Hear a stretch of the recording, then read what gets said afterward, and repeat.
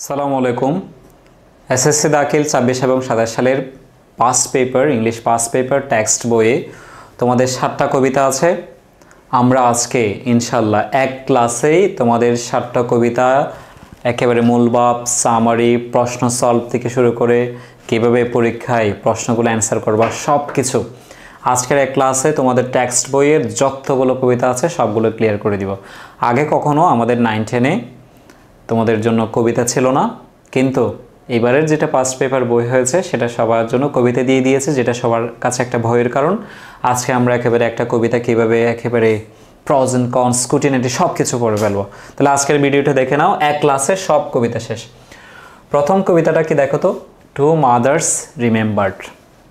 দুজন মাকে আমি মনে করি। এখানে তোমাদের মূল ব্যাপারটা আগে বলি। কবি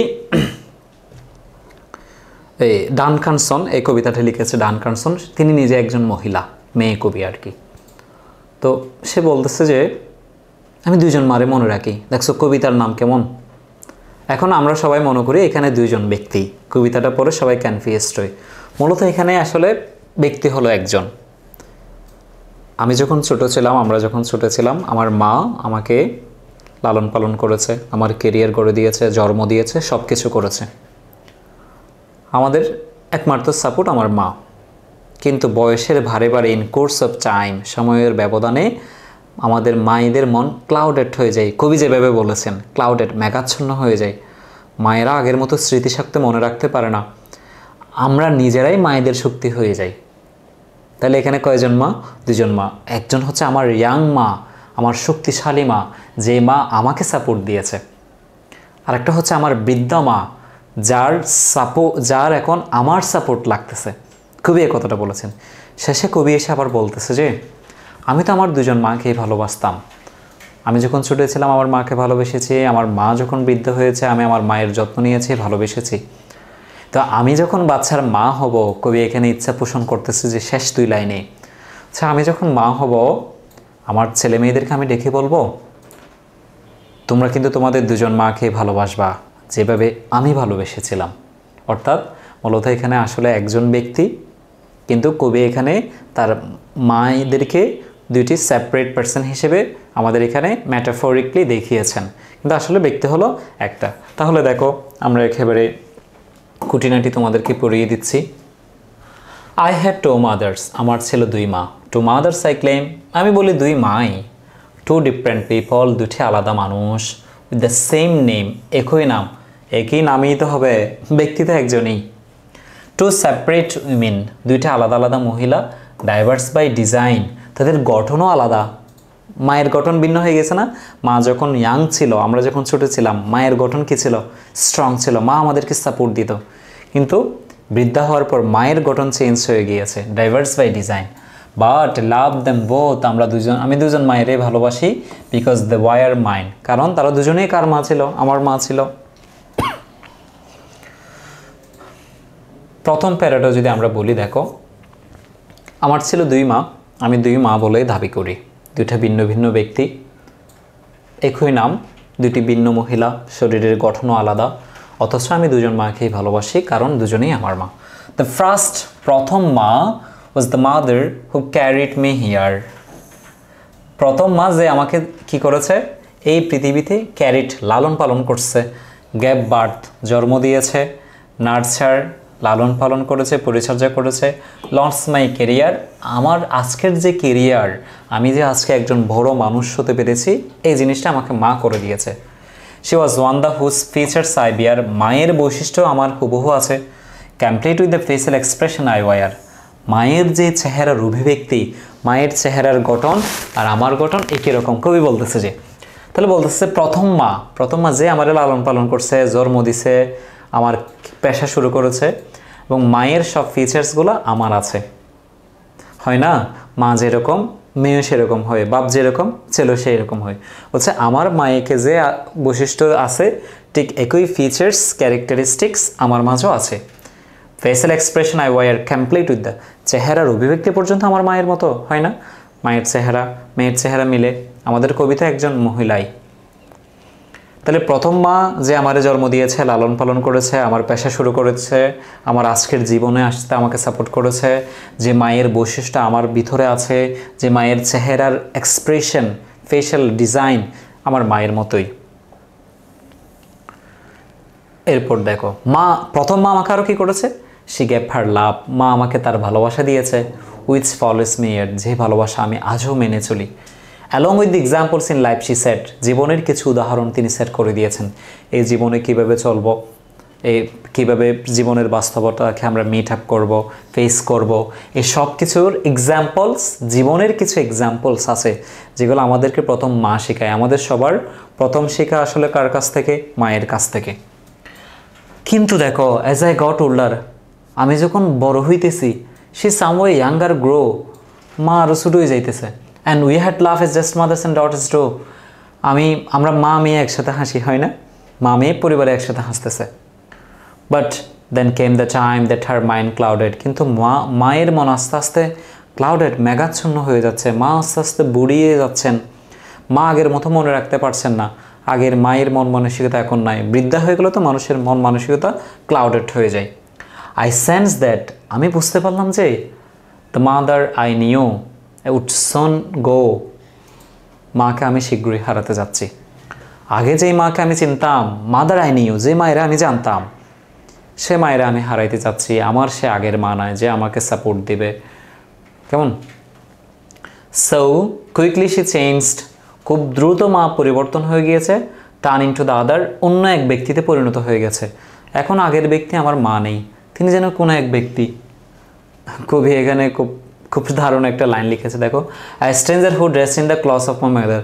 কিরে, একদিন দেখে কবি এর মায়ের কাপড় পরে কে বসে আছে, দেখতে তার মায়ের কাপড় কিন্তু তার মা না, আসলে তার মাই, কিন্তু এটা বুঝিয়েছে যে খুব দ্রুত তার মায়ের বয়স বেড়ে আগের মতো চেহারার অভিব্যক্তি নেই। Oh she look the same at least sums length, সে দেখতে একই রকম, অন্তত কি হাতের বাহুগুলো তো আমার মায়ের মতো লাগে। But she was the child and was her stand, কিন্তু এখন মা হয়ে গেছে চাইল্ড, বাচ্চা, আই ওয়াজ হার স্ট্যান্ড, আমি তার বাচ্চা স্ট্যান্ড শক্তি হয়ে গেলাম। অর্থাৎ কবি যখন ছুটেছিল, কবির শক্তি ছিল যে তার মা, তাকে সব কিছু দেখাশোনা, যত্ন আত্মে সব করতো। কিন্তু এখন কে ছোটো হয়ে গেছে, মা ছোটো হয়ে গেছে, অর্থাৎ মা বড় হয়ে গেছে, কিন্তু আচরণ করতেছে কেমন, ছোটদের মতো। আমাদের এখানে বলা হয় না, ছোট এবং বৃদ্ধা এরা একই রকম আচরণ করে, বারবার প্রশ্ন করে, এরা স্বাভাবিক এই মানুষের মতো থাকে না, ওদের কি জ্ঞানের পরিধিটা অনেক কমে যায়, বোধ শক্তিটা কমে যায়। We had come full circle, আমরা একটা পরিপূর্ণ বৃত্তের মধ্যে আবদ্ধ হয়েছি। উই হিউম্যান ট্রি, আমরা এখানে 3 জন মহিলা, প্রথম মহিলা আমার প্রথম মা, দ্বিতীয় মা এবং আমি। এই প্রথম মা দ্বিতীয় মা মিলে বলেছি মানুষ হইল একজন, কয়জন, একজন, যে হচ্ছে তার প্রথম মা, যে ছিল তার প্রথম ইয়াং মা, যিনি তাকে যত্ন করেছেন, লালন পালন করছেন, জন্ম দিয়েছেন। আরেকজন হচ্ছে তার মায়ের বৃদ্ধা অবস্থাকে বুঝিয়েছেন, যেটা কবি এখানে সেকেন্ড মাদার বলেছেন। একেবারে শেষের প্যারায় এসে, শেষের প্যারায় কবি এবার তার কিছু ইচ্ছা প্রকাশ করতেছে। If my own children should come to a day, যখন আমারও ছেলে মেয়ে হবে, when a new mother comes and the old goes away, যখন তাদের নতুন মা, আমি যখন বৃদ্ধা হয়ে যাব, তাদের নিউ মাদার কামস, নতুন মাদার আসবে, ওল্ড গোজ অ্যাওয়ে, পুরানোটা চলে যাবে। মানে আমি বৃদ্ধা হয়ে, আমি জোয়ান থেকে বৃদ্ধা হয়ে আর একটা মাতে রূপান্তর হয়ে যাব। I asked of them nothing that I didn't do. আমি তাদেরকে মানা করব, তোমরা তা করি না, আমিও যা করিনি, তা আমি মায়ের অবহেলা করিনি, আমি মাকে বোঝা মনে করিনি। লাভ বোথ অফ ইউর মাদার্স, তোমরা তোমার 2 জন মায়ের ভালোবাসো, বোথ হ্যাভ লাভড ইউ, যেভাবে যেই মা তোমাদেরকে ভালোবাসত।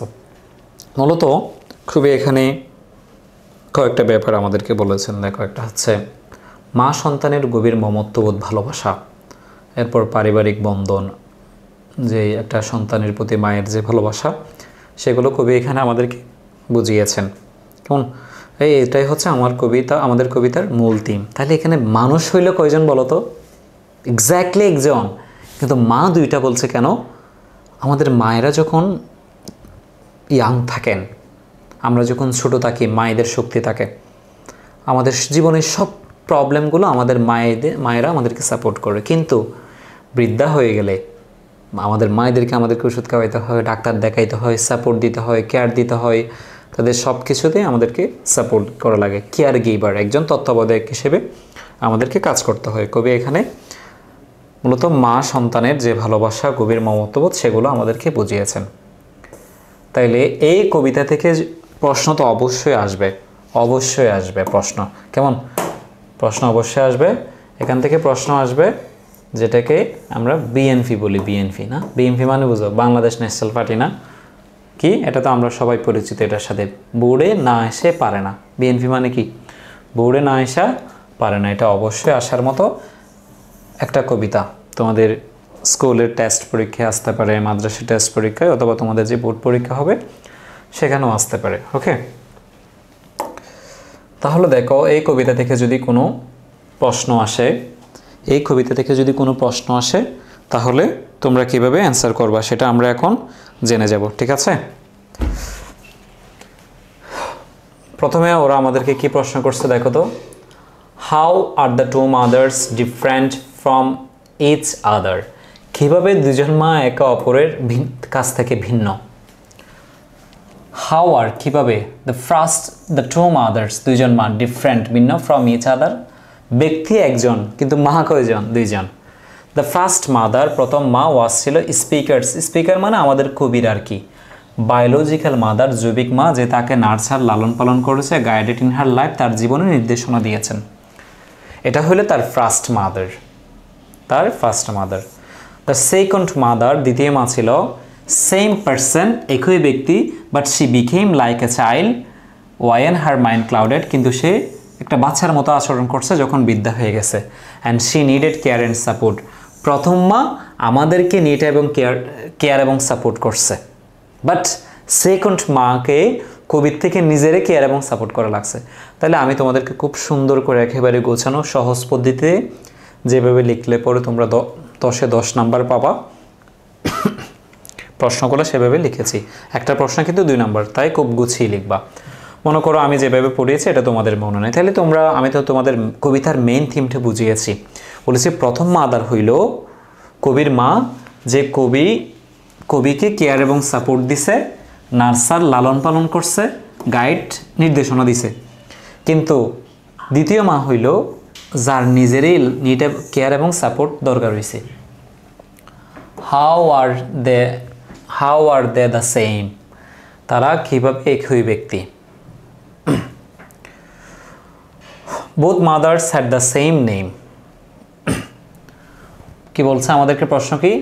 হাউ আর দ্য, প্রথমে বলছে কিভাবে তারা দুজন ভিন্ন, ডিফারেন্ট। এখন বলতেছে কিভাবে তারা দুজনে একই। both mothers had the same name, একই নাম, সেম পারসন, একই ব্যক্তি। তাহলে তারা একই কেমনে? Same name, same person. The speaker love them both, কবি দুজনকে ভালোবাসে কারণ they were both her mother, তারা দুজনেই তার মাই ছিল। What did the first mother do the speaker? What did কি করেছিল ফার্স্ট মাদার প্রথম মা ডু দ্য স্পিকার? প্রথম মা আমাদের কবিকে কি করেছে? প্রথম মা আমাদের কবিকে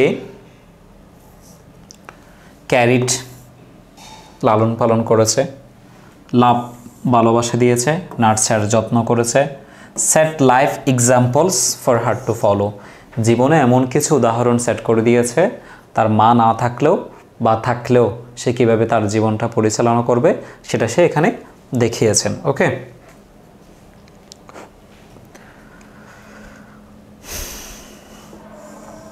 এরপর প্রশ্ন কি? Who was the speaker's second mother? লেখকের দ্বিতীয় মাকে ডিসক্রাইব হার ব্রিফলি, সংক্ষেপে বর্ণনা করো। Who was the speaker's second mother? Describe her briefly. কাকে? তার মাকে সংক্ষেপে কি করো? বর্ণনা করো। কোন মাকে বলছে বলো? সেকেন্ড মাদারকে, কিন্তু তার মা তো এখানে দুইটা। The speaker's second mother was her biological mother, তার জৈবিক মা যে তাকে জন্ম দিছে। শি গ্রু ওল্ডার, সে যখন বড় হইতেছে, হার মাইন্ড বিকাম ক্লাউডেড, তার মন বোলা হয়ে যাইতেছে। She depended on the speakers for care and support, care যত্নের জন্য, সাপোর্ট সমর্থনের জন্য, লাইক এ চাইল্ড। কবি যখন ছোট ছিল তখন যেভাবে সে তার মায়ের উপর নির্ভর করত, তার সেকেন্ড মা ঠিক একইভাবে স্পিকার আমাদের কবির উপর নির্ভর করছে লাইক এ চাইল্ড, একটা বাচ্চার মতো। এটা হলো second mother. What would be the speaker's advice? কবির উপদেশ কী ছিল টু হার ওন চিলড্রেন? আমরা শেষের প্যারায় পড়েছি না, কবি বলছে তোমরাও তোমাদের দুজন মায়েরে ভালোবাসো যেভাবে তারা তোমাদেরকে ভালোবাসেছে।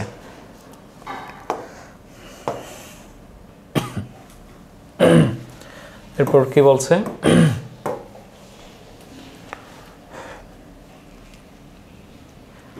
The speaker would advise her children, তার ছেলে মেয়ের উপদেশ দিয়েছে to love both of their mother, দুজন মাকে তোমরা ভালোবাসো, just as mother love them, যেভাবে তোমাদের মাও তোমাদেরকে ভালোবেসেছে।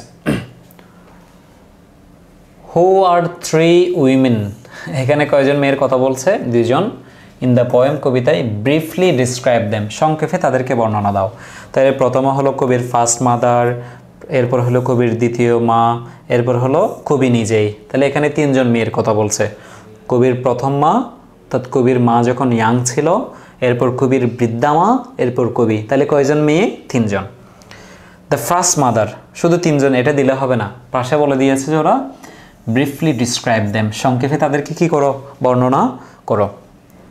দ্য নার্সারিং অ্যান্ড লাভিং মাদার, যত্নশীল এবং ভালোবাসাময় মা, যে তাকে স্পিকারকে রেস্ট বড় করেছে। সেকেন্ড মাদার, সেম পার্সন, একই ব্যক্তি, এজড অ্যান্ড ডিপেন্ডেন্ট, বয়সের কারণে কবির উপর নির্ভরশীল। তৃতীয় মা, the daughter who become her mother's care giver, আমাদের কবি নিজেই যে মায়ের এখন কেয়ার গিভার, তত্ত্বাবধায়ক বা যত্নকারী হিসেবে আছেন। এরপর শেষে আরও দুইটা প্রশ্ন এখানে দিয়েছি।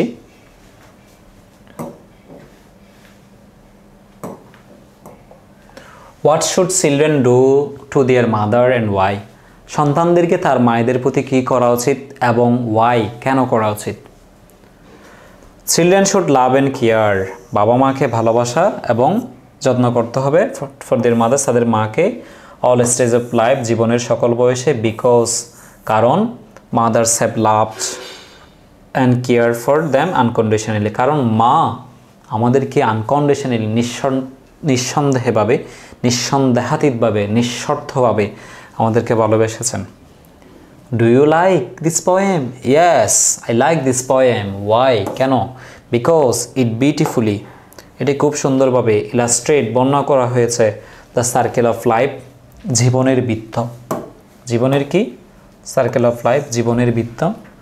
ডিপ বন্ড, গভীর বন্ধন, between a mother and child, মা ছেলের সম্পর্ক।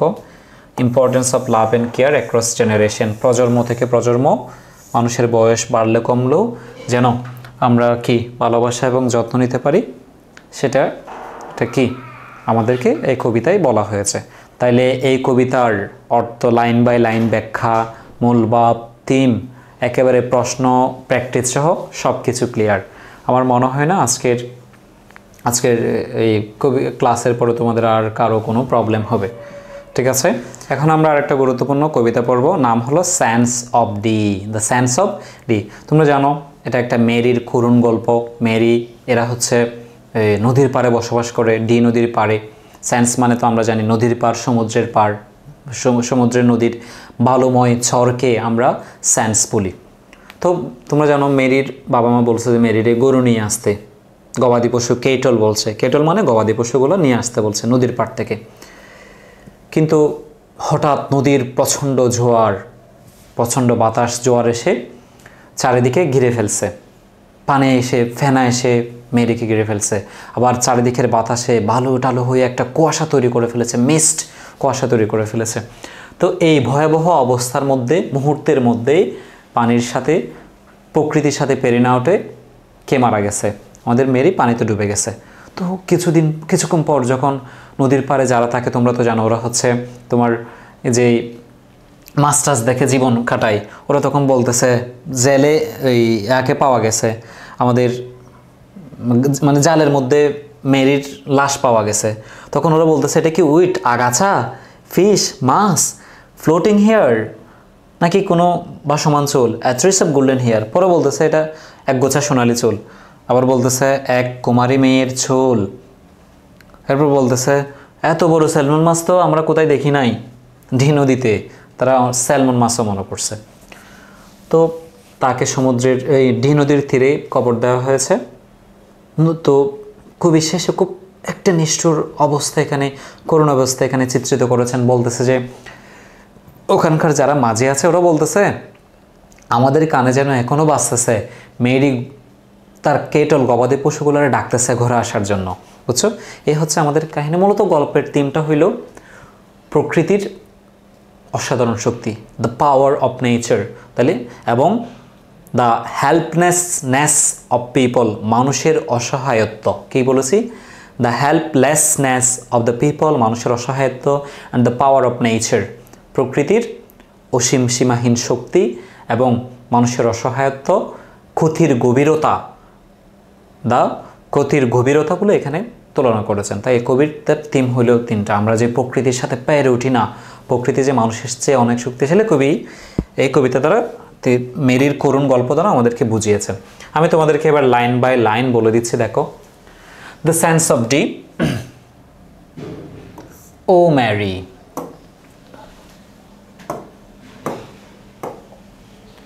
ও Mary, O Mary, go and call the cattle home. Cattle home, গবাদি পশুগুলোর ঘরে নিয়ে আসো। And call the cattle home, গবাদি পশুগুলোকে নিয়ে এসো তাড়াতাড়ি বাড়ি। O Mary, and call the cattle home, গবাদি পশুগুলোকে নিয়ে এসো তাড়াতাড়ি বাড়ি। এক কথা কবি তিনবার বলছে, দেখো। কল দ্য কেটল হোম, গবাদি পশুগুলোকে নিয়ে এসো তাড়াতাড়ি বাড়ি। ও ম্যারি, গবাদি পশুগুলোকে নিয়ে এসো তাড়াতাড়ি বাড়ি। Across the sands of D, D নদীর পাড় থেকে। দ্য ওয়েস্টার্ন ওয়াইন্ড, সে আনতে গেছে কিন্তু তাকে ধরেছে পশ্চিমা বাতাস। ড্যাঙ্ক উইথ ফোম, ফেনা। তোমরা জানো যখন সমুদ্রে নদীতে বেশি জোয়ার আসে, পানির একেবারে পানি বেড়ে যায় বন্যার সময়, তখন একটু ফেনা তৈরি হয়, ফোম তৈরি হয়। তো কবি এটাকে ড্যাঙ্ক উইথ ফোম বলছে। অর্থাৎ পানির তীব্রতা, প্রকৃতির ক্ষতি কতটা গভীর ছিল, ভয়ানক ছিল। কবি এখানে দুইটা শব্দ দ্বারা আমাদেরকে তুলনা করেছে। দেখবে যে এগুলো ওরা প্রশ্ন তুলে দিতে পারে। কবি যে এখানে নদীর বা প্রকৃতির সীমাহীন শক্তিকে বর্ণনা করেছে ভয়ানক দুইটা শব্দ দিয়ে, western wind, dank with foam. Along the wild sea, এবং সে একাকে গেছিল গবাদি পশুগুলোর আনতে। কিন্তু ওয়েস্টার্ন টাইড, পশ্চিমা জোয়ার। ক্র্যাফটাফ, ক্র্যাফটাফ মানে তাকে ছেয়ে ফেলা, আঁকড়ে ফেলেছে। অ্যালং দ্য স্যান্ড, নদীর তীরে। অ্যান্ড ওভার, এটা হলো over, over, over the sand, পুরো বালি, পুরো নদীর পাড়ে ছেয়ে ফেলছে পানিতে। And round round the sand, চারিদিকে। As far as I could see, চোখ দিয়ে যত দেখা যায়। রোলিং মিস্ট, কুয়াশা, came down her hit the land, কুয়াশা এসে, বাতাস এসে বালিগুলোকে উড়িয়ে দিয়ে চারিদিকে কুয়াশা তৈরি করে ফেলেছে এবং সে চোখে আর কিছু দেখতে পারতেছে না। নেভার কেম হোম সি, সে আর ঘরে ফিরে আসেনি এবং এই জিনিসটা থাকে তার জীবনটা কেড়ে নিয়েছে নদীর পানি। এর পরের মুহূর্ত সে তো মারা গেছে, এই পর্বটা শেষ।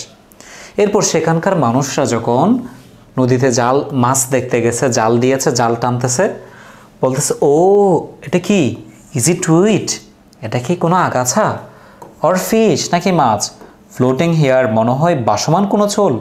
অ্যাথ্রিস মানে হলো এক গোছা, অনেকগুলা মেয়েদের মাথায় একটা ওরা চুলের একটা বেনি করে না, এটা হচ্ছে গোছা। অ্যাথ্রিস অফ গোল্ডেন হেয়ার, সোনালি রঙের চুল। ড্রোন্ট, ড্রোন মানে হলো ডুবন্ত। মেডেন্স মানে যে মেয়ের এখনো বিয়ে হয় নাই, কুমারী মেয়ে। হেয়ার, কুমারী মেয়ের চুল। Above the nets at sea, সমুদ্রের নদীর জালে দেখা গেছে। ওয়াস নেভার স্যামন, স্যামন মাছ, স্যালমন মাছ বলি না আমরা, স্যালমন, স্যামন মাছ। দ্যাট শি সো ফেয়ার, এত বড় তো স্যালমন মাছ দেখা যায় না ডি নদীর তীরে। এরা প্রথমে এটা স্যালমন মাছ মনে করছে, আগাছা মনে করছে, মাছ মনে করছে, পরে দেখতেছে না এটা আসলে আমাদের মেরির লাশ। শেষ para. They rowed her in across rolling foam, সেখানে তারা ফেনাগুলো সরাচ্ছে। ক্রলিং ফোম, ফেনাগুলো যেন হামাগুড়ি দিয়ে। ক্রুয়েল, নিষ্ঠুর, কবি ফেনাগুলোকে নিষ্ঠুর বলেছে। ফেনা কাকে বলেছে? যখন পানি বেড়ে যায় তখন ফেনা তৈরি হয়, যেটাকে কবি ক্রুয়েল, নিষ্ঠুর বলেছেন। ক্রুয়েল হাংরি ফোম, কারণ এই জোয়ার, নদীর জোয়ার, পানির ফেনাগুলোই আমাদের মেরির জীবন কেড়ে নিয়েছে, তাই কবি এটাকে ক্রুয়েল, নিষ্ঠুর, ক্ষুধার্ত ফেনা বলেছেন। To grave her beside the sea, তারে ডি নদীর পারে গ্রেপ কবর দেওয়া হয়েছে। বাট স্টিল দ্য বোটম্যান, কিন্তু নৌকার মাঝিরা, hear her call the cattle home, এখনও বলতেছে তারা, আমরা আসলে বলতে পারতেছি না, একটু আগে মেয়েটা তার গবাদি পশুগুলোরে ডাকতেছে ঘরে নিয়ে যাওয়ার জন্য, সে এখন কামনে মারা গেছে। এই কথাগুলো বলতেছে মাঝিরা, বোটম্যানরা বলা বলি করতেছে। সেন্স অফ ডি, ডি নদীর তীরে তাকে এখন দেখেছিলাম আমরা। তাহলে দেখো, একটা মেরি নামক মেয়ে যে নদীর পাড় থেকে গবাদি পশুগুলোর আনতে নিয়ে নদীর পানির ওখানে জোয়ারে এসে মারা গেছে। পরে জেলেরা তাকে পেয়ে কবর দিছে। বলেছে মূলত এখানে দ্য পাওয়ার অফ নেচার, প্রকৃতির যে অসীম শক্তি, the helplessness of the people, মানুষের অসহায়ত্ব, কথির গভীরতা, এগুলোই আমাদের বলেছেন যে আমাদের কী পরিমাণ ক্ষতি আমাদের প্রকৃতি করতে পারে। আমরা প্রকৃতি শক্তি হিসেবে আমরা একেবারে কিছুই না, আমরা অনেক উইক। এই জিনিসটা খুবই আমাদেরকে বুঝিয়েছেন। তো এখানে একেবারেই তোমাদের তো লাইন বাই লাইন ব্যাখ্যা বললাম, মূলভাব বললাম, বাংলা ব্যাখ্যাটাও বুঝিয়ে দিলাম। এখন সরাসরি প্রশ্ন প্র্যাকটিস, যেন পরীক্ষার জন্য তোমাদের আর কষ্ট কইরা পড়তে না হয়। Why did Mary go across the sands of Dee? কেন ম্যারি ডি নদীর তীরে গিয়েছিল? মেরি ওয়েন্ট, আমরা গোটাকে ওয়েন্ট করে দিচ্ছি কারণ এখানে ডিট আছে। আমরা জানি যে ডিট থাকলে মেইন ভার্বটাকে ভার্ব টু করে দিতে হয়। তোমরা কীভাবে প্রশ্নের অ্যান্সার করবা, কখন ডিট করবা, কখন ডাস করবা, ভার্ব ওয়ান ভার্ব টু করবা, প্রশ্ন লেখার নিয়ম নিয়ে অসাধারণ একটা ক্লাস তোমাদের মিনার একাডেমিতে পাবা। তোমরা এখানে চোখ রাখো। Mary went across the sands of Dee, Mary নদীর পাড়ে গিয়েছিল to bring cattle the home. আমরা জানি না মেরি কেন গিয়েছিল, গবাদি পশুগুলোর ঘরে নিয়ে আসতে। ইট ওয়াজ হার ডেইলি টাস্ক, যেহেতু 2 নম্বরের প্রশ্ন, আমরা একটু প্রশ্নগুলোকে ইলাবোরেট করেছি। ডেইলিতে তোমরা যেন 2 নম্বর পাও। ইট ওয়াজ হার ডেইলি টাস্ক, এটা তার দৈনন্দিন কাজ ছিল। And she had to complete it even harsh weather, কঠিন আবহাওয়া তো, খারাপ আবহাওয়া তো তাদেরকে এটা তোমরা করতে হয়। দেখো আমরা প্রশ্ন লিখে দিয়েছি, উত্তর কিভাবে করবে সেটাও দিয়ে দিয়েছি। তোমরা স্ক্রিনশট নিতে পারো, অথবা আমার সাথে তোমাদের মিনার একাডেমির পেজে যোগাযোগ করলেও তোমরা এই পিডিএফটা সহজেই পেয়ে যাবা। কেমন? এরপর বলছে, how does the poet create a sense of danger? কীভাবে কবি সেন্স অফ ডেঞ্জার, বিপদের একটা চিন্তা তৈরি করেছেন ইন দ্য পোয়েম। কবি, আমি তোমাদেরকে বলেছিলাম না, কবিতা পড়ার সময় বলেছিলাম ওয়াইল্ড, বন্য, ড্যাঙ্ক উইথ ফোম, ফেনায় ভরে যাওয়া, ক্রুয়েল ক্রলিং ফোম, নিষ্ঠুর ফেনা, এগুলো দিয়ে কবি একটা ভয়ের সঞ্চার তৈরি করেছেন, যেন ভয় লাগে কবিতাটা আমাদের পড়তে। যেন পানি দেখলে, পানির কারণে মেরি মারা গেছে, সেই মৃতের একটা ভয়াবহ অবস্থা কবি এখানে তুলনা করেছেন। আমি কবিতার পড়ানোর সময় তোমাদেরকে বলেছিলাম যে এগুলো ওরা দিয়ে দিতে পারে।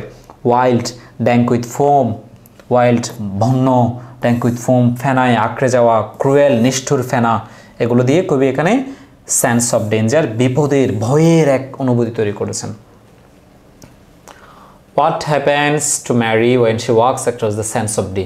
নদীর পাড়ে যখন সে গিয়েছিল তখন কী ঘটেছিল? Mary walks across the sand, যখন সে নদীর পাড়ে গিয়েছিল, দ্য ওয়েদার বিকাম সোর্স, আবহাওয়া খারাপ হয়ে গিয়েছিল, মিস্ট, কুয়াশা এসেছিল, she is lost to the sea, সে সমুদ্রে হারিয়ে গিয়েছে, boatman can not save her, নৌকার মাঝিরা তাকে রক্ষা করতে পারেনি। What was the weather like when Mary went to bring the cattle home? আবহাওয়া, হোয়াট ওয়াজ দ্য ওয়েদার, আবহাওয়া কেমন ছিল যখন মেরি গবাদি পশুগুলোর আনতে গেছে? The weather was very adverse, adverse মানে ভয়াবহ, অ্যাডভার্স মানে কি? ভয়াবহ। আবহাওয়া তখন খারাপ ছিল। উইথ ওয়াইল্ড ওয়েস্টার্ন ওয়াইন্ড, পশ্চিমা বাতাস ছিল। ফোম ইন দ্য সি, নদী, এখানে ডি নদীতে ফোম, ফেনা তৈরি হয়েছিল। ইট ওয়াজ এ স্টর্মি, ঝড়ো, ডেঞ্জারাস, ভয়াবহ, for Mary to go out alone, Mary বাইরে যাওয়ার এটা একটা খুব ডেঞ্জারাস অবস্থা ছিল। স্টর্মি, ঝড়ো অবস্থা ছিল, ঝড়, বৃষ্টি, বাতাস, এদিকে এই নদীর ভয়াবহতা, সব মিলে খুব খারাপ একটা অ্যাডভার্স সিচুয়েশন, খারাপ একটা ওয়েদার ছিল। এক্সপ্লেইন, বর্ণনা করো, ওয়াই, কেন, দ্য পোয়েট, কবি, রিপিট করেছে সাম ফ্রেজেস, কিছু ফ্রেজ, যেমন and call the cattle home. আমরা প্রথম লাইনে দেখেছি না, এটা কবি একেবারে 3 বার বলছে। Across the sands of D, এটা প্রথম প্যারায় একবার বলছে, শেষ প্যারায় আবার বলছে, টোটাল 2 বার বলছে।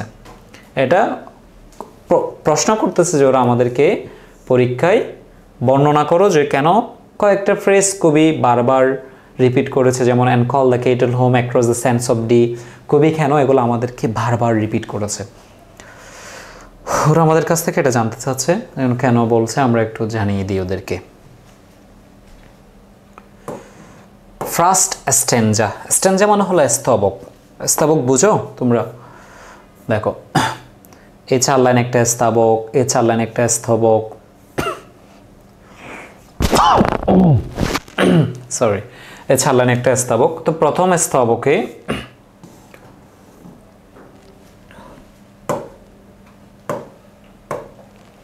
the first stanza প্রথম স্তবকে and call the kettle home repeat করেছে give us the idea, একটা আইডিয়া দিতে that Mary was frequently told her call the kettle home।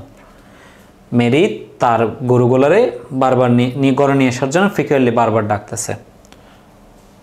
and call the kettle home এটি রিপিট করেছে to give us the idea, আমাদের একটা idea দিতে, that Mary was frequently সচরাচর told বলে to call the kettle home, to call the kettle home এটা বলে সে যে তার গবাদি পশুগুলোরে ডাকে, এই আইডিয়াটা লেখক আমাদেরকে দেওয়ার জন্য এটি বারবার রিপিটেড করেছেন। এরপর the phrase across the sands of D is used, এটা ব্যবহার করেছে বোথ ইন দ্য ফার্স্ট স্ট্যানজা, প্রথম স্ট্যানজা একবার, লাস্ট স্ট্যানজা দ্বিতীয় স্ট্যানজা একবার, টু হাইলাইট বড় করে দেখাইতে subject matter of the poem, এই কবিতার আসলে টপিক্সটা কি, and maintain the balance of rhythm. দুইটা কারণে, একটা কারণ হইল সাবজেক্ট ম্যাটার। আমাদের সাবজেক্ট ম্যাটারটা কি বলতো? এই পুরো ঘটনাটা কোথায় শুধু একটাই সাবজেক্ট ম্যাটার পাই, সেটা হচ্ছে across the sands of D, D নদীর পারে। এই জন্য কবি এখানে প্রথমে একবার শেষে একবার দিয়ে আমাদের মনে করে দিছে যে কি এখানকার সাবজেক্ট ম্যাটার কি, across the sands of Dee. আর একটা জিনিস, maintain the balance of rhythm, rhythm মানে তাল, সুর, ছন্দ। তাহলে আমরা জানি যে কবিতার ক্ষেত্রে রিদম এগুলো স্কেল এগুলো মেনটেন করতে হয়। তাহলে প্রথমে একবার শেষে একবার বলে কবি এখানে রিদমও মেনটেন করেছেন। ওকে,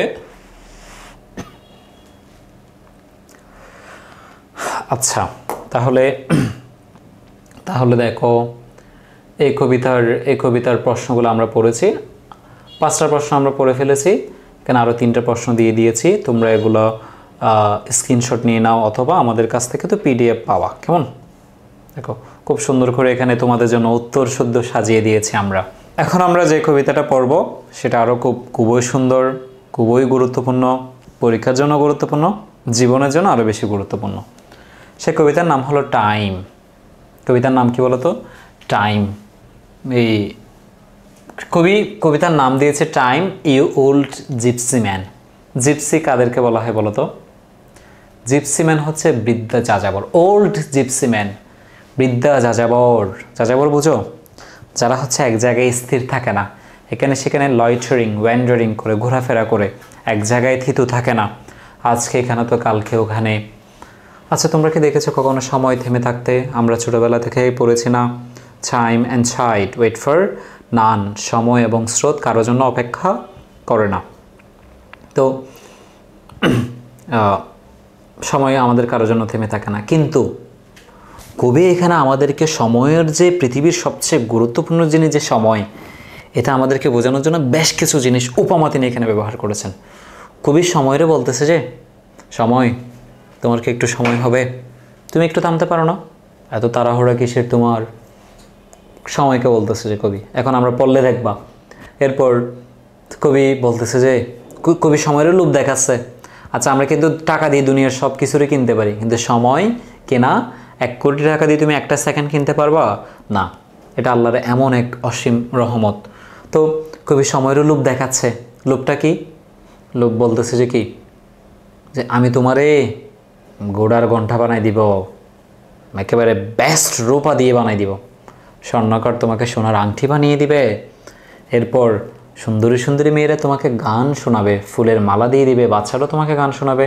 তুমি একটু থামো, তুমি তো গত সপ্তাহে বেবিলনে ছিলা, আজকে চলে আসছো কোথায়? রোমে। কিন্তু এটা তুমি এত তাড়াহুড়া করো কেন? এক জায়গায় তুমি থামতে পারো না? তুমি কি একদিন আমার অতিথি হবে না? তোমার এত তাড়াহুড়া কিসের? কবি এটার দ্বারা বুঝিয়েছেন সময় আমাদের কারোর জন্য থেমে থাকে না, এটা চলতেই থাকে অবিরত অবিরামভাবে। তো কবি মূলত সময়ের গুরুত্ব বুঝিয়েছেন, সময় যে কারো জন্য থেমে থাকে না সেটা বুঝিয়েছেন।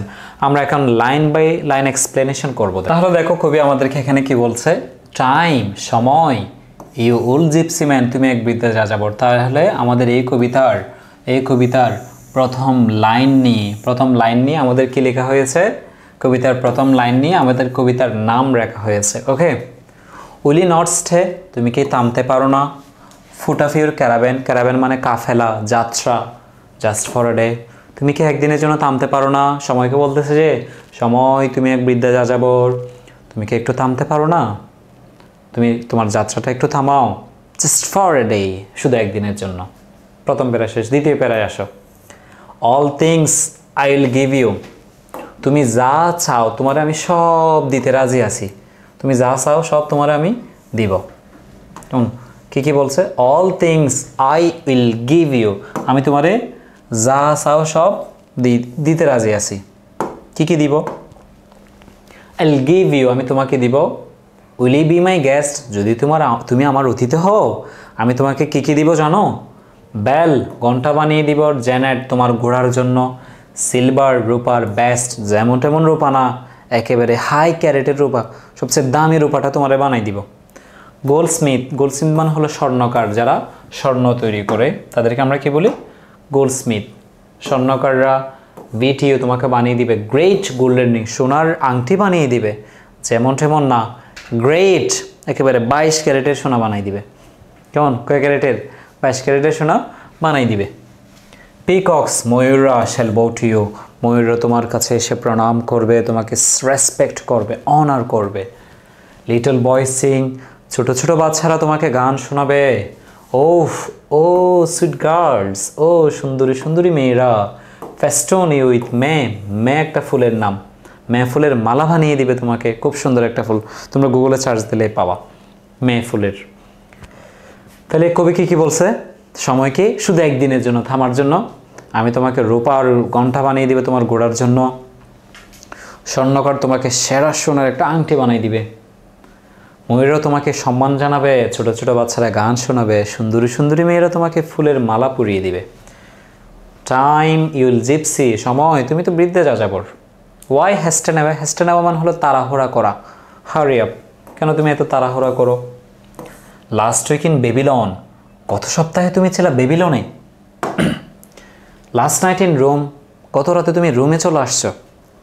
দেখো খুবই দুইটা শব্দের মাঝখানে কত হাজার বছরের তফাৎ নিয়ে। দেখো বেবিলন সভ্যতা পৃথিবীর একটা অ্যানশিয়েন্ট সিভিলাইজেশন, একটা ভাইটাল সিভিলাইজেশন, একটা ঐতিহাসিক সভ্যতার নাম হলো বেবিলন সভ্যতা। আমরা সবাই এটার নাম শুনেছি, হাজার হাজার বছর ধরে এটা টিকেছিল, অনেক বছর আগের কথা। এরপর আসছে রোম।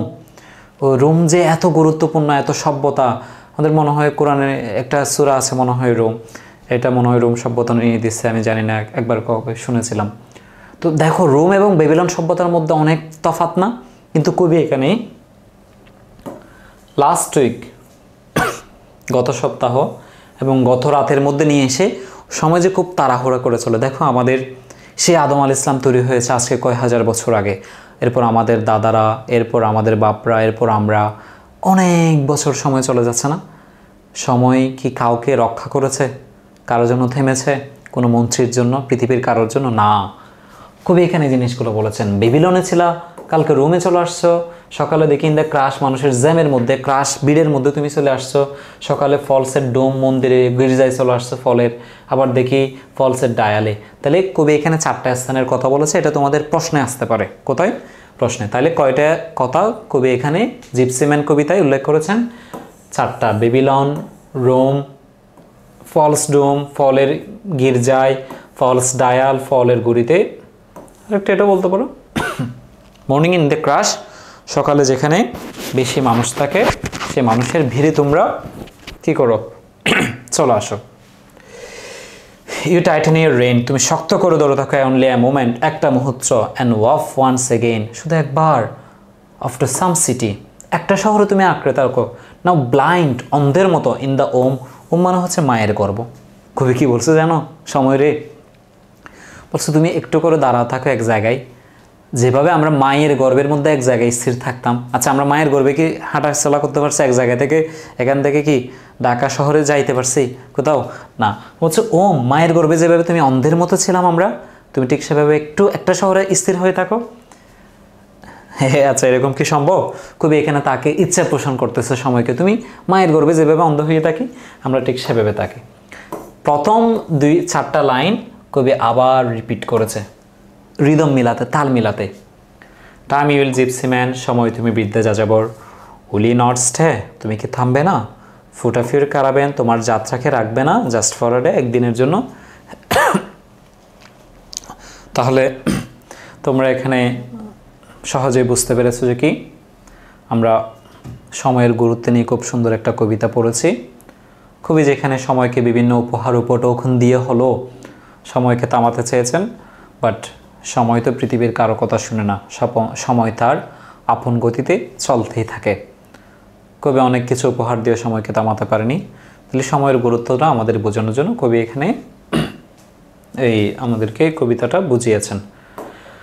এই কবিতা থেকে যে যে প্রশ্নগুলো তোমাদের টেস্ট পরীক্ষায় বা বোর্ড পরীক্ষায় আসার মতো আছে সেগুলো আমরা এখানে লিখে দিয়েছি। হোম কাকে স্পিকার কবি অ্যাড্রেসিং ইন দ্য পোয়েম, এই কবিতায় কাকে কবি উল্লেখ করেছেন? দ্য স্পিকার ইস অ্যাড্রেস, কবি উল্লেখ করেছে টাইম সময়কে কি বলে? Old gypsy man. তাইলে কবি এখানে একজনকে অ্যাড্রেস করেছে, কোনো ব্যক্তিকে না। কাকে অ্যাড্রেস করছে? টাইমকে। বলেছে না টাইম সময়, ইউল জিপসি ম্যান তুমি বিদ্যা যাযাবর। তাহলে কাকে ডাকছে কবি? সময়কে। তাহলে অ্যাড্রেস করছে কাকে? সময়কে। আস্কিং ইট শেষে কি লিখেছি? Asking it to stay for a while, সেটাকে আরেকটু ছোট করতে হবে।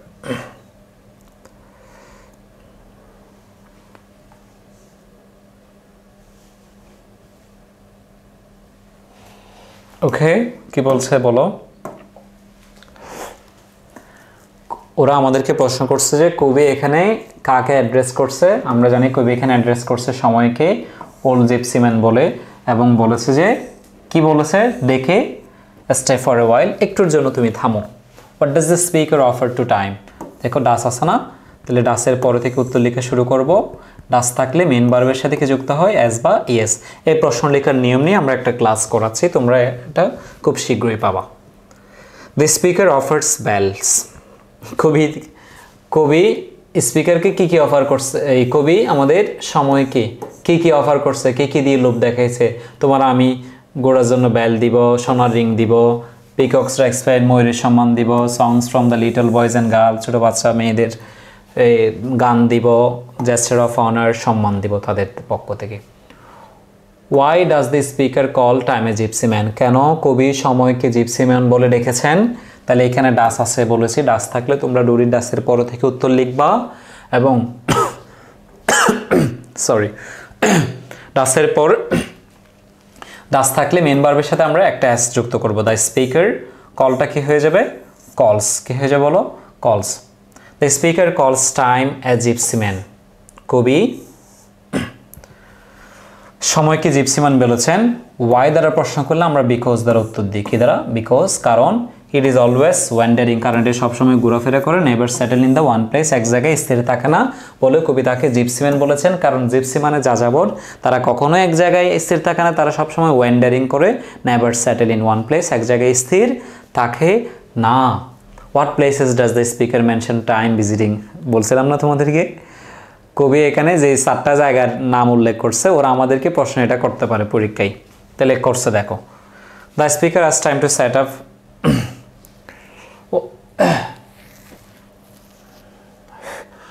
হোয়াট প্লেসেস কি কি জায়গাগুলো ডাজ দ্য স্পিকার কবি মেনশন করছে?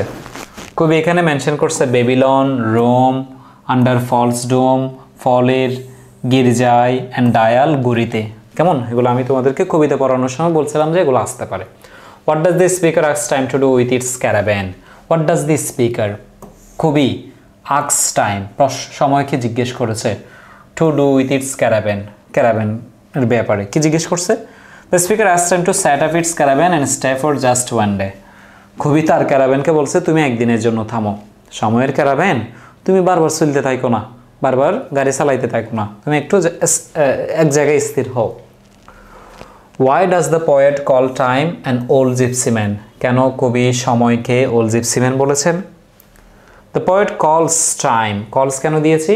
does আছে বলে, কি আছে বলে? আমরা জানি যে does থাকলে মেইন ভার্বের সাথে আমরা as বা s যুক্ত করি। The poet কলটা calls করেছি because like a gypsy time is always moving. gypsy যাযাবরদের মতো টাইম সবসময় মুভিং, টাইম সবসময় চলতে থাকে, নেভার স্যাটেল স্থির থাকে না ওয়ান প্লেস। কেমন? তাহলে এই প্রশ্নগুলো তোমরা অবশ্যই পড়ে ফেলবা, স্ক্রিনশট নিয়ে হোক বা আমাদের কাছ থেকে পিডিএফ নিয়ে হোক। ওকে, পড়বা সবাই ইনশাল্লাহ। আচ্ছা আচ্ছা, আজকে আমরা আরেকটা কবিতা আছে, আরও কয়েকটা কবিতা আছে। এখন আমরা তোমাদেরকে যে কবিতাটা পড়াবো সেটা হচ্ছে stopping by woods on a snow evening. খুব দারুণ একটা কবিতা। তোমরা যারা প্রকৃতি প্রেমিক, প্রকৃতিকে ভালোবাসো, তোমাদের কাছে পছন্দের হয় এমন একটা কবিতা। স্টপিং বাই উড, একটা বন, উড মানে কাঠ কিন্তু এখানে হবে যে বন, একটা পাহাড়। স্নো ইভিনিং, তুষারে ঝরা সন্ধ্যায়। কবিতার নামটা দেখেছো কেমন স্মার্ট। তুষার ঝরা সন্ধ্যায় একটা বনের পাশে দাঁড়িয়ে। মূলত কবি একদিন একটা কাজে যাচ্ছিলেন তার কিছু দায়িত্ব পালনে। তো একদিন হঠাৎ খুব পাশে খুব সুন্দর একটা বন দেখেছেন, খুব ডিপ, লাভলি, ডার্ক। কবি এগুলো সব কবি বলেছেন, যে এই যে বলেছি ডিপ, ডার্ক অ্যান্ড লাভলি, এগুলো সব কবি এখানে বলেছে, আমরা এখন পড়লে বুঝবা।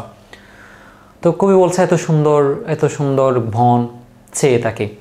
পাশে ছিল কি বলতো, ল্যাক, যেখানে তুষার পড়তেছে।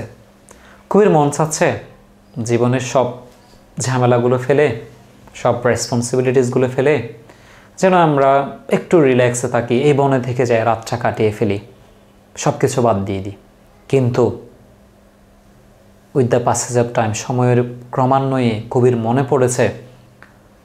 পড়েছে না, মূলত তার গোড়া তাকে মনে করে দিছে, সেগুলোতে আমরা বিস্তারিত বলবো। যে আমরা সব সময় শুধু আনন্দে থাকতে পারি না, আমাদের জীবনে অনেক রেসপন্সিবিলিটিস আছে, যে আমাদের জীবনে অনেক দায়িত্ব আছে যেগুলো আমাদেরকে পালন করতে হয়। তো কবি সেই কথাটা বলছেন যে কি, যে আমি তো এখানে থাকলে হবে না, সারাদিন বনের সৌন্দর্য দেখলে হবে না, আমার তো অনেক দায়িত্ব আছে। যার কারণে কবি শেষে একটা লাইন বলেছে, যেটা এখন পৃথিবীর একটা অন্যতম একটা বিখ্যাত লাইন, যেটা বিসিএস পরীক্ষা, ভার্সিটি পরীক্ষা এবং মানুষ, টিচাররা তোমাদেরকে মোটিভেট দেওয়ার জন্য এটা ইউজ করে। And Miles to go before I sleep. And Miles to go, তোমরা অনেকে ফেসবুকে ক্যাপশন লিখো এটা ছবি পোস্ট করার ক্ষেত্রে। And Miles to go before I sleep, ঘুমানোর আগে আমাকে অনেক দূর যেতে হবে। এই কবিতার মূল থিমটা আমি তোমাদেরকে বলে দিই এক লাইনে, সেটা হচ্ছে জীবনের আনন্দ উপভোগ করা এবং জীবনের রেসপন্সিবিলিটি, দায়িত্ব পালন করা, দুটোটার মধ্যে ব্যালেন্স করা। মনে করো তুমি কক্সবাজার সমুদ্র দেখতে গিয়েছো, সমুদ্র দেখতে তোমার ভালো লাগতেছে, তার মানে সারা জীবন কি তুমি সমুদ্র দেখে কাটাই ফেলবা? তোমার ফ্যামিলি, তোমার ক্যারিয়ার, তোমার নিজের লেখাপড়া, তোমার যে প্রফেশন, সেগুলোকে দেখবে। অনেক রেসপন্সিবিলিটিস আছে না আমরা মানুষ হিসেবে, পরিবার, সমাজের, নিজের প্রতি। তো এগুলোর মধ্যে আমাদের একটা ব্যালেন্স রাখতে হবে। তাহলে কবিতায় আমাদেরকে বুঝিয়েছেন যে অনেক সুন্দর জিনিসের, আনন্দপূর্ণ জিনিসের প্রতি আমরা মোহিত হব, কিন্তু ওখানে চিরদিন যেন পড়ে না থাকি, আমরা যেন আমাদের দায়িত্ব পালন এবং আনন্দ উপভোগ করা, দুটোটার মধ্যে একটা ব্যালেন্স রাখি। আশা করি তোমরা বুঝতে পেরেছো। এবার আমরা লাইন বাই লাইন এক্সপ্লেনেশন করি। এই কবিতাটা লিখেছেন তোমরা জানো রবার্ট ফ্রস্ট, একজন বিশ্ববিখ্যাত কবি, এবং তার এই লাইনগুলো হচ্ছে আসলে বিশ্ববিখ্যাত কিছু লাইন, এত অসাধারণ। তিনি শেষের লাইনটা দিয়ে আমাদের একটা মোটিভেশন দিয়েছেন। হু শুড দিস বনগোলাকার, আই থিঙ্ক আই নো, বলতেছে বনের মালিকরা আমি চিনি। His house in the village, যদিও বা তার ঘর হইল গ্রামে। He'll not see me stopping here, আমি যে এখানে থেমেছি সে দেখেনি। টু ওয়াচ এ সোর্স, তার যে বন দেখতেছে এটা ফিল আপ উইথ স্নো, তুষারে ঢেকে গেছে। বলেছে সে সন্ধ্যার সময় এক বনের পাশে দাঁড়িয়েছে। ও বলতেছে যে বনটা কার মনে হয় আমি জানি, তো যদিও বা মালিকটা গ্রামে থাকে, কিন্তু আমি যে এখানে দাঁড়িয়েছি সে কিন্তু সে দেখতেছে না। আমি যে তার তুষারে পূর্ণ বনটা দেখতেছি, পাহাড়টা দেখতেছি, সে মনে হয় জানে না। মাই লিটল হার্টস, আমার ছোট্ট গোড়া, মাস্ট থিঙ্ক ইট কোয়ার টু স্টপ, কোয়ার মানে সে উদ্ভুত ফিল করতেছে, উদ্ভুত ফিল করা, অকওয়ার্ড ফিল করা। কারণ উইদাউট ফার্ম হাউস নিয়ে আর আশেপাশে কোনো ফার্ম হাউস নেই। সাধারণত ঘোড়া নিয়ে মানুষ থামে যেখানে ঘোড়ার মালিক কিছু খাইতে পারবে, ঘোড়া রেস্ট নিতে পারবে, পানি খাইতে পারবে, যেমন যেখানে ফার্ম হাউস থাকে সেখানে থামে। কিন্তু ঘোড়া দেখতেছে চারিদিকে বন আর লেক, ওটস অ্যান্ড লেগস, কিন্তু এখানে থামছে কেন? ঘোড়া কোয়ার হয়ে গেছে, অদ্ভুত হয়ে গেছে।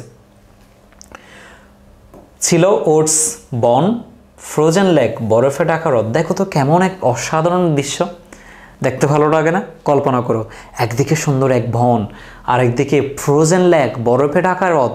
এমন সুন্দর দৃশ্য দেখে দেখো, কবি বলেছে darkest evening of the year, মনে হয় আজকে বছরের সবচেয়ে অন্ধকারতম সন্ধ্যা। এমন এক রোম্যান্টিক মুহূর্তে ঘোড়া খুবই এমন এক মুহূর্তে হারাই গেছে। এমন সময় ঘোড়া হারনেস বেলসে শেক, ঘোড়া তার ঘন্টা বাজাইছে, ঘন্টা বাজা মালিককে বলতেছে, মালিক এখানে তো দাঁড়ানোর কথা না, খাওয়ারও কিছু নাই, যাবো অনেক দূরে। ঘোড়া তারা মনে করে দিতেছে মালিকরে, to ask the every year some mistake. মালিকরে মনে করে দিতেছে আপনি মনে হয় কিছু ভুল করতেছেন। The only other sounds the sweep of easy wind down a flake. তুষার পড়ার শব্দ, আবার দেখতেছে তুষার পড়তেছে, একটু একটু শব্দ হচ্ছে। কবি বলতেছে যে দ্য ওটস আর লাভলি, আমি তোমাদের বলেছিলাম না বনটা ছিল খুবই লাভলি, ডার্ক, খুবই অন্ধকার, ডিপ, গভীর এক বন। মানে এত কবি বনের সৌন্দর্য বর্ণনা করতেছে যে হঠাৎ কবি বনের সৌন্দর্য হারিয়ে গেছে।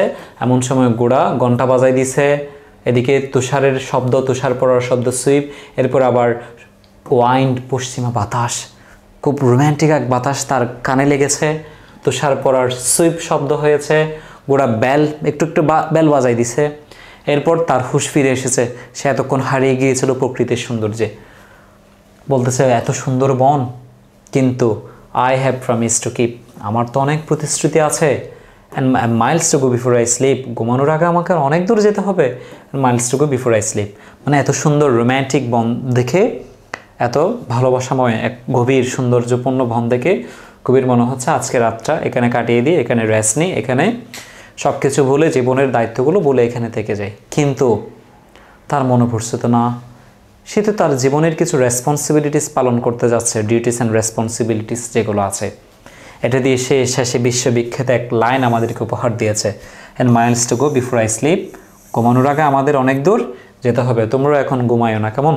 ভালো একটা রেজাল্ট করো, ভালো করে পড়া শেষ করে তারপর ঘুমাইবা, ওকে? তাহলে এবার দেখো, আমরা তো লাইন বাই লাইন বিশ্লেষণ, সামারি, থিম সব কিছু বলেছি। এখন সরাসরি পরীক্ষায় যে প্রশ্নগুলো আসবে সেগুলো আমরা এখন পড়ে ফেলবো। কেমন? তোমাদের আর পরীক্ষার জন্য তোমাদের আর বাসায় কষ্ট করে তোমরা পড়তে হবে না, কেমন? আমাদের মিনার একাডেমির ভিডিওগুলো দেখবা, তোমাদের পরীক্ষার প্রস্তুতি 100 ভাগ হয়ে যাবে। Where do you think the poet is going? Where? কোথায়? Do you think? তুমি মনে করো পোয়েট ইজ গোয়িং, কবি কোথায় যাইতেছে বলো, তুমি মনে করো। আচ্ছা, কি বলে? Why is she going there, কেন সে যাচ্ছে? এটা তো আমাদেরকে প্রশ্ন করছে ওরা আমাদেরকে। দেখো, দ্য পোয়েট, কবি, ইজ প্রবাবলি, সম্ভবত কেন বলতেছি, কারণ এখানে কবি কোথায় যাচ্ছে এই ধরনের কোনো কথা কবি আমাদেরকে বলে নাই। ট্রাভেলিং সামওয়্যার, এমন কোনো জায়গায় যাচ্ছে। Some important work to do, কিছু গুরুত্বপূর্ণ কাজ করতে যাচ্ছে। বিকজ, কারণ। He has promise to fulfil before he can rest, কারণ তার কিছু দায়িত্ব আছে কি করার জন্য। দ্য পোয়েট ইজ প্রবাবলি, সম্ভবত, ট্রাভেলিং, ভ্রমণ করছে, সামওয়্যার, এমন কোনো জায়গায়, some important work to do, কিছু গুরুত্বপূর্ণ কাজ আছে তার করতে। Because,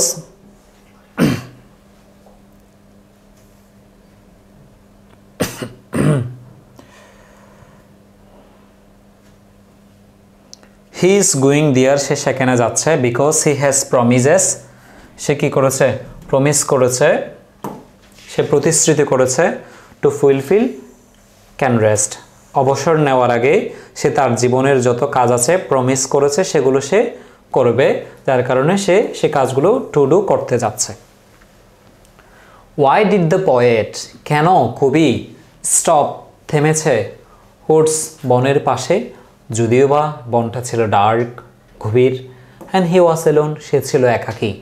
the poet stop by the woods, কবি এখানে থেমেছে বিকজ, কারণ ওরা আমাদেরকে ওয়াই দ্বারা প্রশ্ন করেছে, আমরা বিকজ দিব। সে দেখেছে যে বনটা খুবই বিউটিফুল, সুন্দর, পিসফুল, শান্তিপূর্ণ, যদিও ইট ওয়াজ ডার্ক, বনটা ছিল অন্ধকার, অ্যালোন, এবং সে ছিল একাকী। হি ওয়ান্টেড, সে চেয়েছিল, এনজয় দ্য মোমেন্ট, মুহূর্তটা উপভোগ করতে, ওয়াজ দ্য স্নো, তুষার পড়া দেখতে। এরপর প্রশ্নটা কি? Why does the poet mention the horse in the poem, কেন? আচ্ছা, এর আগে আরেকটা প্রশ্ন আছে, গ্যাস, অনুমান করো, হোয়াট প্রমিস, কি প্রতিশ্রুতি, পোয়েট হ্যাড টু কিপ, কবিকে রাখতে হবে, বিফোর হি উড স্লিপ, ঘুমানোর আগে। The poet promise is likely, সম্ভবত, লাইকলি প্রভাবলি দিচ্ছি কেন? কারণ আমরা তো আসলে এক্স্যাক্টলি জানি না ওর কী কাজ। একটা রেসপন্সিবিলিটি, এমন এক দায়িত্ব, কমিটমেন্ট, প্রতিশ্রুতি টু ফ্যামিলি, পরিবারের প্রতি, অর সোসাইটি, সমাজের প্রতি, আমরা নিজ থেকে দিয়েছি, কারণ এগুলো ওরা ক্রিয়েটিভ কোয়েশ্চেন করেছে, এগুলো পেসেজে ছিল না। The poet had to keep this promise, কবিকে তার প্রমিসগুলো রাখতে হবে, বিফোর হি কুড রেস্ট, কি নেওয়ার আগে, অবসর নেওয়ার আগে। এরপর কি বলছে? Why does the poet mention the horse in the poem, এই কবিতায় কবি কেন ঘোড়াকে উল্লেখ করেছেন? দ্য পোয়েট মেনশনস, এখানে ডাস আছে বলে এখানের মেনশনটা আমরা মেনশনস করে দিয়েছি। The horse, to show that, দেখাতে, the horse also things,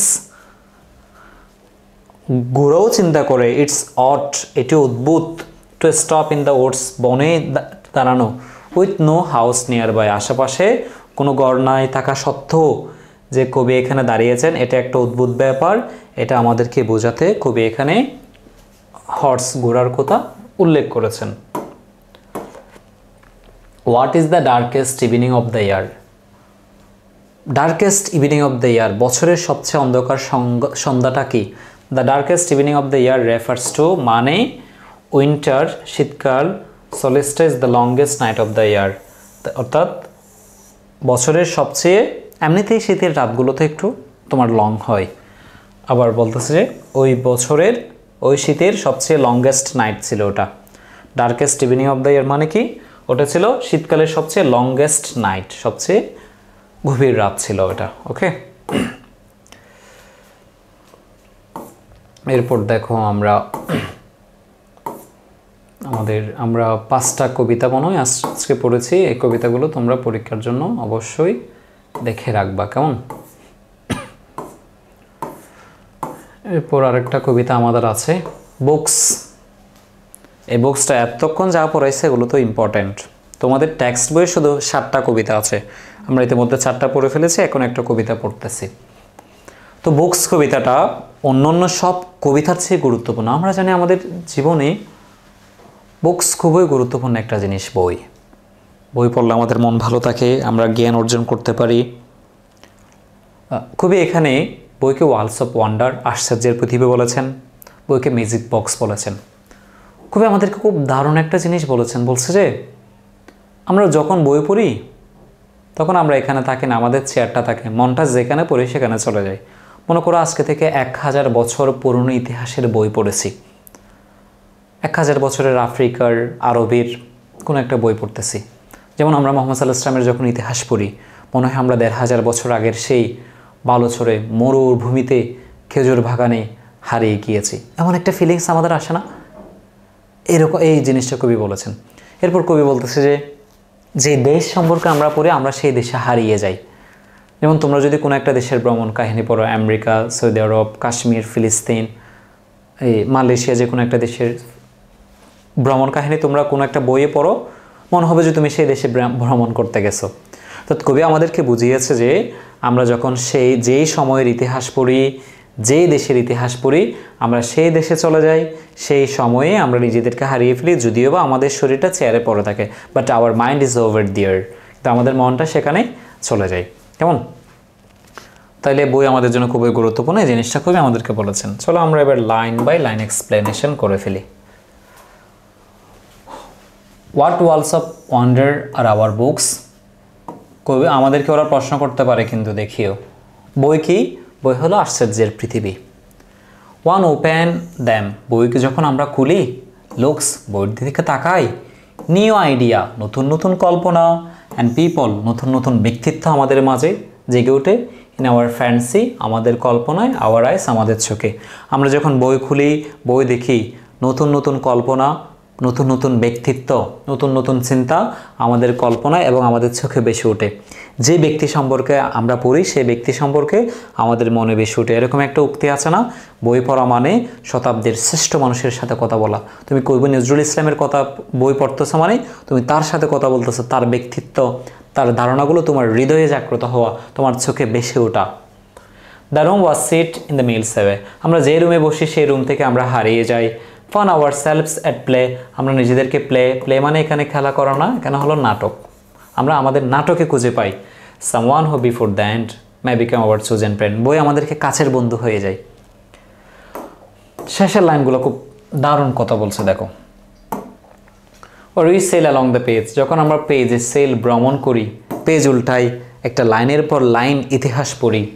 to some other land, কোনো একটা দেশ সম্পর্কে, এইজ কোনো সময় সম্পর্কে, কোনো আজকে থেকে 500-1000 বছর আগের এইজ ইতিহাস সম্পর্কে, ল্যান্ড কোনো একটা দেশ সম্পর্কে। Here is our bed in the chair, যদিও আমাদের শরীরটা চেয়ারে থাকে, but our mind is over there, কিন্তু আমাদের মন চলে যায় সেই দেশে, সেই যুগে। আজকে থেকে 5000 বছর আগের ইতিহাস পড়লে সেখানে চলে যাই। যে দেশ সম্পর্কে পড়ি মনে হয় আমরা সেই দেশে ভ্রমণ করে আসি।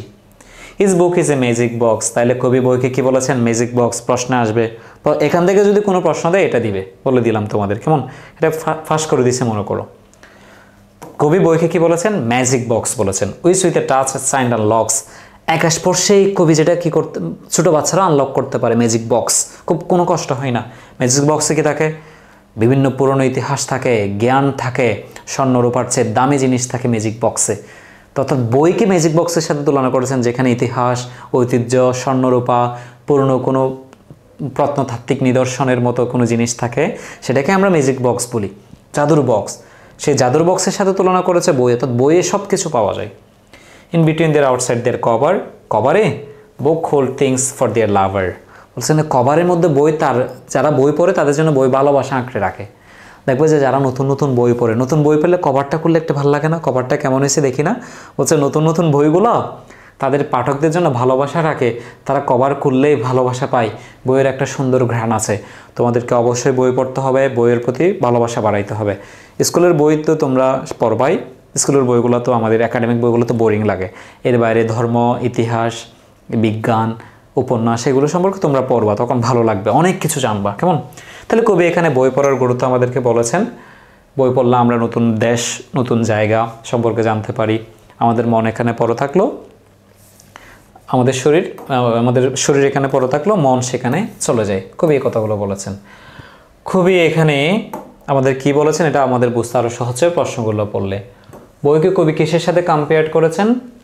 বইকে বলেছেন ওয়ার্ল্ডস অফ ওয়ান্ডার, বই হলো একটা আশ্চর্যের পৃথিবী। কি ঘটে যখন আমরা বই খুলি? যখন আমরা বই খুলি তখন নিউ আইডিয়া, নতুন নতুন ধারণা, পিপল, নতুন নতুন ব্যক্তিত্ব, আওয়ার ফ্যান্সি, আমাদের কল্পনা এবং চোখে জেগে ওঠে। সব কিছু তো আমরা কবিতায় পড়ছি। What does the room go when we read books, আমরা যখন বই পড়ি রুমটা কি যায়? মিল্ট অ্যাওয়ে, মিলিয়ে যায়। Whom might we find ourselves playing with his books, with someone who may become our chosen friend. Where do books take us? We sail along the page. Books take us to some other land or age. অর্থাৎ আমরা যখন page উল্টাই, sell করি, একটার পর একটা পেজে যাই, বই আমাদেরকে ভিন্ন এক ল্যান্ড, দেশে অথবা ভিন্ন এক যুগে আমাদেরকে নিয়ে যায়। ঠিক আছে? তো আজকে আমরা এই কবিতাগুলো শেষ করলাম, এগুলো পড়েছি, যে কবিতাগুলো তোমাদের পরীক্ষার জন্য খুব ইম্পর্ট্যান্ট। আর একটা কবিতা, আরও দুইটা কবিতা আমরা তোমাদেরকে পড়াবো। একটা হচ্ছে ও মি ও লাইফ, আর একটা হচ্ছে সলিটিউড। সলিটিউড হচ্ছে যেটা একাকিত্ব নিয়ে, আমরা একাকী থাকলে কেউ আমাদের পাশে থাকে না, কিন্তু সুখের মুহূর্তে সবাই আমাদের পাশে থাকে। আমরা যখন সফল হই, আমরা যখন সাকসেস হই, আনন্দ থাকি, মুচ মাসিতে থাকি, তখন আমাদের পাশে সবাই থাকে। কষ্টের সময়, অভাবের সময়, ব্যর্থতার সময় কে আমাদের পাশে থাকে না, যেটা হলো সলিটিউড কবিতার মূল কথা। ও মি ও লাইফ এই কবিতার মূল কথাটা হইল, কবি বলতেছে যে মানুষ সবসময় ভুল করে, মানুষ সবসময় বোকামি করে, আমি 1 নাম্বার বোকা, আমি 1 নাম্বার ভুল করি, কবি নিজে বলতেছে। এরপরও বলতেছে যে সবচেয়ে বড় আশাটা হলো আমরা এই পৃথিবীতে এখনও বেঁচে আছি। কবি আমাদের জীবনকে একটা নাট্যমঞ্চ, পৃথিবীকে একটা নাট্যমঞ্চ, আমাদের জীবনকে একটা নাটকের সাথে তুলনা করেছেন। বলছে তুমি ভালো কিছু করো, এমন কিছু অর্জন করো, এমন সফলতা অর্জন করো যেন জীবন নামক এই নাটকে তুমি যেন 2টা নাটকের লাইন যুক্ত করতে পারো। ঠিক আছে, তাহলে এই ছিল আমাদের টোটাল 7টা কবিতার মূল কথা। কেমন, শেষের যে 2টা কবিতা বলেছে ও মে ও লাইফ এবং হচ্ছে সলিটিউড, এগুলো নিয়ে আমরা আলাদা বিস্তারিত ব্যাখ্যার ক্লাস দিব। ঠিক আছে, তোমাদের সবাই ভালো থেকো। তোমাদের আরও কোন কোন টপিক্সে তোমাদের বেশি problem, first paper, second paper, writing part, আমাদেরকে কমেন্ট করে জানাবা, আমরা তোমাদের সেই ব্যাপারে ক্লাস দিব। তোমাদের মেনের একাডেমির পেজগুলো তোমাদের বন্ধুদের সাথে শেয়ার করবা, তোমরা উপকৃত হও, বন্ধুদের যেন উপকৃত হয়। ঠিক আছে, সবাই ভালো থেকো, আমাদের জন্য দোয়া করবা।